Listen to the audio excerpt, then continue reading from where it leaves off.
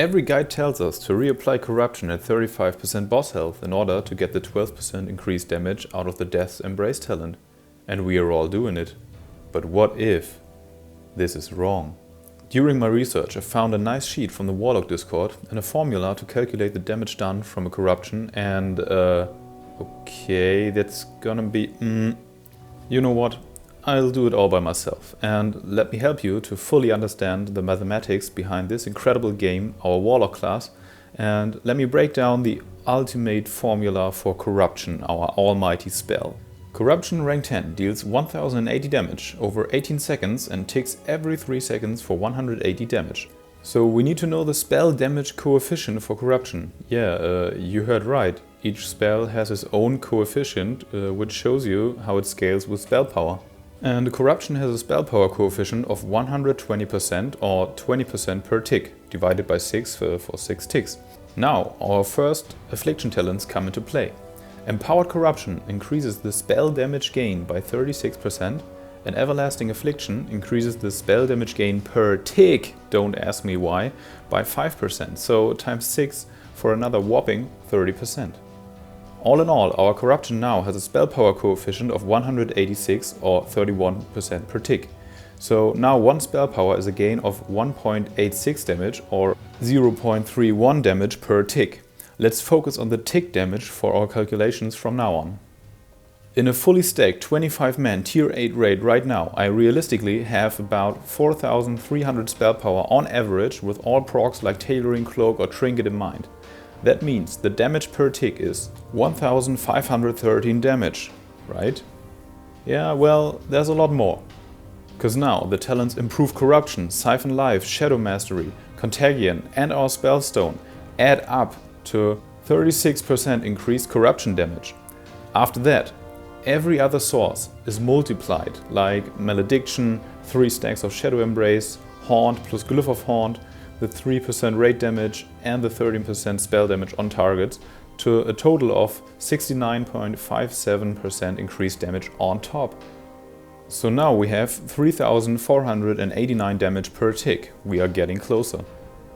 But what about critical strikes now?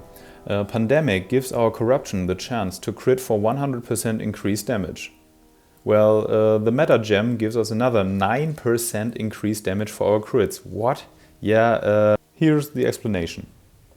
A crit would normally be 50% more damage. Then the Meta Gem multiplies this by 3%, so it's already 4.5% increased damage from the base. Then almost every class has a talent that increases the critical strike bonus by 100%, so doubles the bonus of 0.545.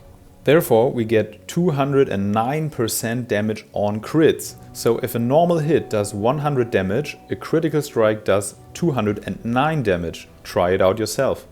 So the Meta Gem in fact gives us another 9% more damage on crits. That's awesome.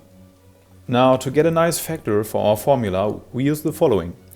I have a raid buff crit chance of 38% plus 9% from Malediction. So I crit 47 out of 100 times. These crits are 9% stronger than our normal hits. Plus 1 gives us the factor of 1.5122. Believe me, this is logical because a crit gives us more than double the damage of a normal hit. So with 47% crit chance, our Corruption deals 5276 damage on average. Lastly, I really don't know how to calculate magical resistances on bosses. But there are partial resists going on and it's lowering our dot damage by maybe 5% over the whole fight. So bam, this is our very realistic average Corruption tick right now in a raid environment attacking a boss. 5012 damage on average.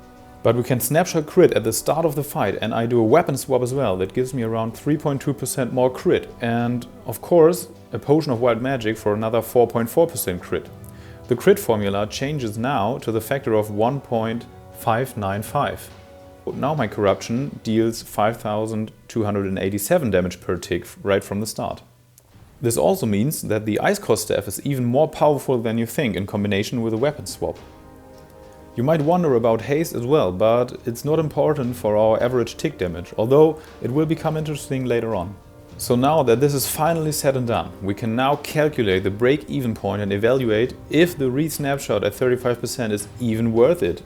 Because on the one hand you gain 12% damage, but on the other hand you lose the crit from the wild magic potion, the weapon swap, you lose one global cooldown of pressing corruption, and one mind-blowing problem no one talks about and I found in my research. So first we lose the crit, and therefore our corruption below 35% deals the lower base damage but 12% stronger, so 5613 damage per tick. Minus my snapshot corruption from the start, that's only 326 damage per tick more below 35%. But instead of casting another corruption, we could have casted 0.6 shadow bolts during the global cooldown. An average shadow bolt below 35% deals around 9.5k damage, so it's about 5700 damage loss. And then I noticed something incredible while reviewing my logs about my corruption damage. On my Algalon fight, I resnapped it right away at 250,583. My last tick before was at 248,253. And it was ticking about every 2.4 seconds. So the next tick is gonna be at 250... what? What the...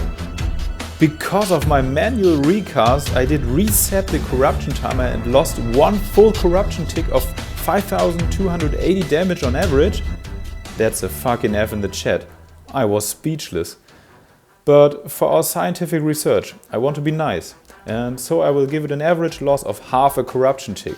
That's another 2644 damage loss. So we are losing 8344 damage by casting the second corruption. One tick grants us 326 damage below 35%, so now we know that the resnap is break even at 26 more ticks below 35%. That means the boss fight has to go on for more than 57 seconds at 35% before even considering to press corruption again. I didn't expect that. Okay, but not everybody does the weapon swap. Okay, I put this information into a quick, bad looking sheet and well, still 41 seconds break even. Now this is of course on a stationary fight. In real boss fights you will have to move at some point below 35%. At that moment there has to be done a quick decision. When you have an instant Shadow Bolt proc ready, or a refresh of agony is possible, still maybe 20 seconds left on the fight, do these. Otherwise, a death coil on range or a shadow flame near the boss will again do like 3000 plus damage. Then again, you need more than 20 seconds left of the fight. So while moving, the GCD for a corruption might still be worth it. And later on in the game with 4-piece tier 10 or the crit trinket from phase 4, this will go again more in favor to not resnapping your corruption, not even considering tricks of the trade at pull in this conversation. Wow. Write me in the comments what you think about it, or if I missed something. Leave a like and subscribe to learn more about the Warlock class. I hope you enjoyed, and see you soon.